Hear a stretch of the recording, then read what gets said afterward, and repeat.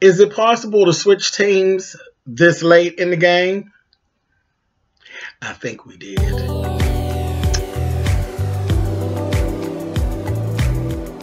I'm like, come on through, Cook. Yeah. I want to put my soapbox. That's basically it. Let's talk about drag and all its forms.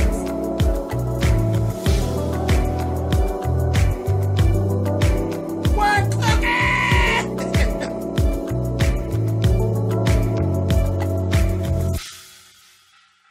Hey guys, thanks so much for clicking on the video. This is my review for RuPaul's Drag Race. This is season 10, episode 5. And you know, up until this point, I've actually been Team Mayhem. And I don't know, it seems as though I'm kind of switching teams here. I don't know. Anyway, we'll talk about it. So, first off, first thing I want to talk about is Asia. What the hell's wrong with you, Asia? Asia came back from the main stage, and she was mad at all the girls. I was completely confused. I said, what did I miss? That she's upset with everybody because she got a bad critique because they told her, you know, you spend all your time helping everybody else. That's nice, but that's not what this is about. So then she flipped the switch, and she comes back, and now she's mad at everybody. I did not get that. I didn't get it at all. But what I did understand is that from that point going forward, that bitch said basically she's getting ready to go into pageant mode. So if you all don't know any better, you all need to be watching her because she's getting ready to be a little curt, a little cut, and just a little bit opposite of what she's been. She's not going to help you all with anything. And as a matter of fact, you better keep your eye on her is what I'm suggesting. Keep your eye on her. The mini challenge this week was all army drag. We had the pit crew come out. They gave the girls like duffel bags with army fatigues and like burlap sacks and different things like that in there. And then they had to create some type of an outfit and do quick drag. Funny thing is the Vixen actually won the challenge. And the funny thing about that was she should have won the challenge because everybody was kind of a shitty mess. I mean, there's only so much you could actually do with army fatigues. There's only so much you could really do with it. And they did what they could. Tell me why this looked like Vixen's regular drag. She took the quick drag time and she literally got in the drag, and it was like one of her better looks, like as far as the hair and different things like that. It was like one of her better looks. So I was like, okay for her winning that mini challenge. And again, the quick drag looks like her regular drag to me. I was like, okay. And I did. I liked her look the best across the board with all the mess that was actually up there. So it was fine.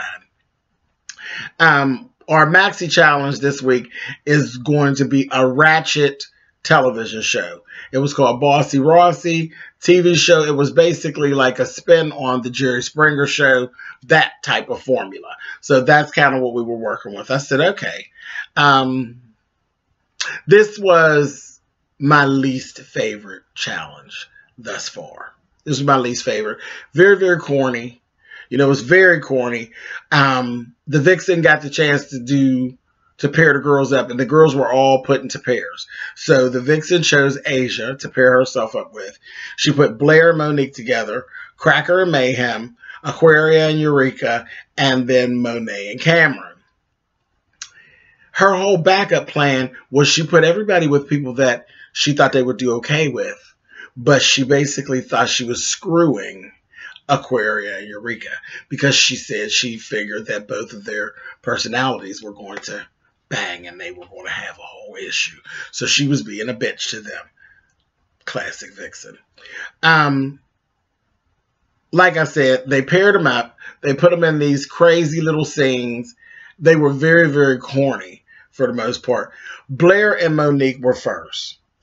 What they did with their little scene, it was one of them was in love, well, both of them were in love with a cactus. So the two of them hit the stage. They have this actual cactus plant, and it was really hilarious. They were actually funny. They were funny, but it was funny on accident because they had did like a safe word, which they kept trying to figure out, what are we going to use for a safe word so I'll know when I'm doing too much, because, you know, Monique actually knows that she can go a little too far and maybe she would be doing too much, and she wanted to be respectful in case she was overshining Blair. And so they came up with, child, our favorite word, Vanjie. Child, I about fell out. And they ended up throwing out this Vanjie thing, and then they start playing off of it, and it was just Vanjie. And they played off of it, and it turned out being the thing that kind of pushed them and made their skit funny. It was funny, and it was just an accident. But it is what it is. It worked, because the whole Maxi Challenge I thought was a mess. So it worked. Matea and Cameron were next. Cameron really sold it. Monet, not so much. She was just kind of there. Cameron saved them. She saved them. It just was corny, and it wasn't even anything memorable. Mayhem and Cracker were next. It was okay. Cracker excelled. Mayhem kind of fell in the back. It was just like, girl, whatever. Nothing, girl, just whatever. Corny, but it was supposed to be corny.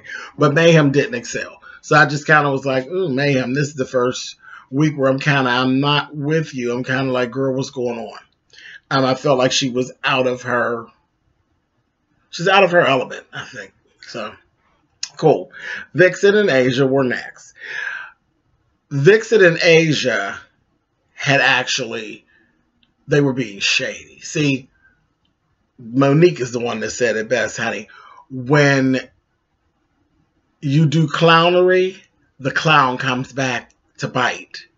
And they had a thing where it was one person's copying the other. They went into this whole thing of Cracker and Aquaria, and that she's copying my look thing. They tried to play off of that, and it was just as wonky. It didn't work. They came across as being bitchy and shady. And it didn't, like they were throwing shade, subliminal shade. So it didn't really work in their favor. It worked against them. And I was like, see? The clown came back and bit them in their ass. Next was Aquaria and Eureka, who absolutely killed it. It was this whole thing about them dressing up like babies and being in love with the same man. And it was funny as hell. And it literally worked. It was funny. It was funny. And Eureka actually killed one of her barriers, so she's a big girl. She came out there in a pamper and naked.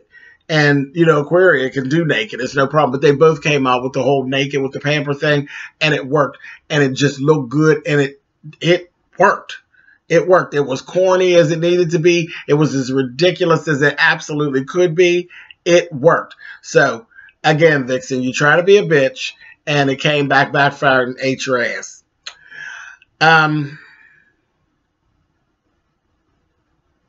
While they were getting dressed for their runway, because their runway was denim and diamonds, Vixen and Eureka had the chance to talk, and they made up. And still, they made up. They got to know each other a little bit more. Vixen explained a little bit more of her story as to why she is the way she is. All in all, she's just a mean old bitch, and it still comes through. But they made up, so that was good, so they could squash that little beef, so they could stop hanging on to that. Running the runway for denim and diamonds, it was just okay. It was just okay. I will say this. Vixen had a skirt that was fantastic. It was a mermaid skirt. I wasn't real crazy about the top of her outfit. It was okay. But for Vixen, it was fantastic. It was better than everything she's worn thus far. It was way better than her best drag and all of that. But that mermaid, it was, you all know, I love a mermaid cut skirt or gown. Love it. It was nice. The mermaid tail was real nice and full and stiff because it was denim. Lots and lots of stones. It was really, really good. Monet, it was a total miss. she had like chaps that were done like a jumpsuit, and it was just wrong. It was just wrong. The fit was completely off, and it just looked cheap, and yeah, it looks real crafty. It wasn't cool at all. Mayhem's outfit was done to perfection, but they used pink denim that you couldn't even really identify with the fact that it was actually denim. And it was very Dolly Parton, very get ready to the hoedown. And they said that she looked like she was in one of the little girl pageants, and that's what it gave. It was given very much Jean Bonnet Ramsey type of tease. And it was just like, girl, you're just missing the mark on all this stuff today. I don't know what was going on. But we get down to it. Oh, Eureka was clean, clean, clean.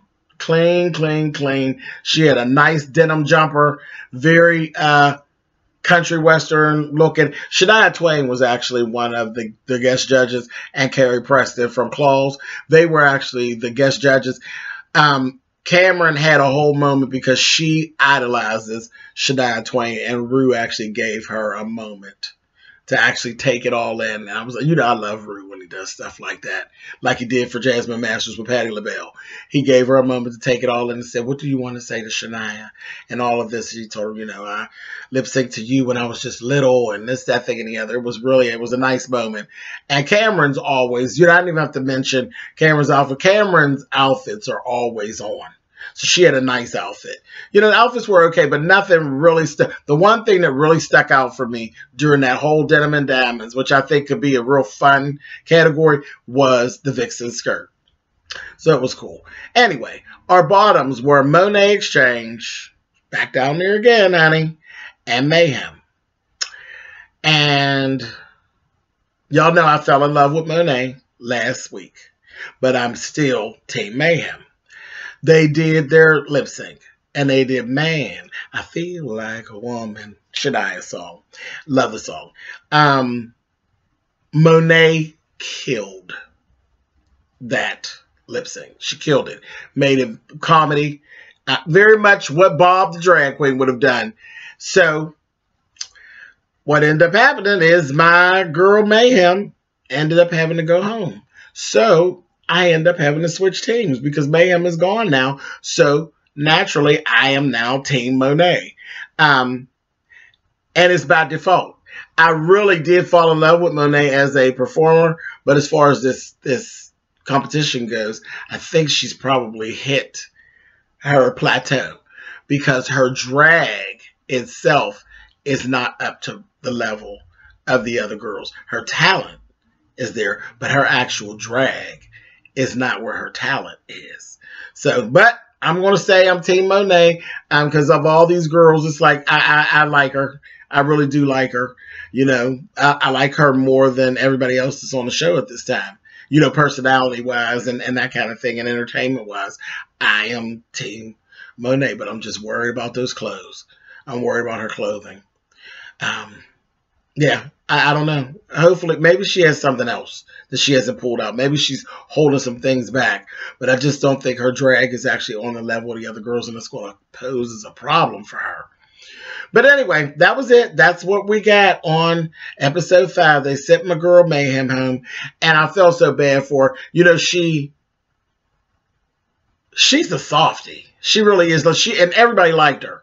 Everybody pretty much liked Mayhem. She had a lot of letters that the girls left for her, and she couldn't even read through them one until she's crying and carrying on. I was like, oh, wow, poor little thing. And I said, I predicted it. Mayhem, at the end of this, may actually end up being Miss Congeniality. I would not be shocked nor surprised. Not at all. All right, you guys, I'm going to get out of here. Thank you so much for watching. I'll catch you next week. Later.